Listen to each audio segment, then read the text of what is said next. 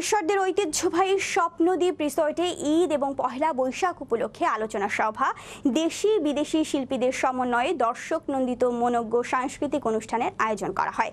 গতকাল রাতে নানা প্রকার রঙিন আলোয় সজ্জিত রিসোর্টের নিজস্ব সাংস্কৃতিক চত্বর মঞ্চে আয়োজিত অনুষ্ঠানে প্রধান অতিথি হিসেবে উপস্থিত ছিলেন ঈশ্বরদী উপজেলা প্রেস ক্লাবের সভাপতি ও জাতীয় সাংবাদিক সোসাইটির কেন্দ্রীয় নির্বাহী পরিষদের সাংগঠনিক সম্পাদক সচিব তৌহিদ আক্তার পান্না। খায়রুল গ্রুপের চেয়ারম্যান আলহাজ খায়রুল ইসলামের সভাপতিত্বে এ সময় উপস্থিত ছিলেন প্রতিষ্ঠানের এমডি মুনেম তাওয়াজ ওহিন, রাজাপুর ২১শে বই মেলার সাধারণ সম্পাদক ফারুক হাসান, সাবেক সাধারণ সম্পাদক রফিকুল ইসলাম খোরশেদ প্রমুখ।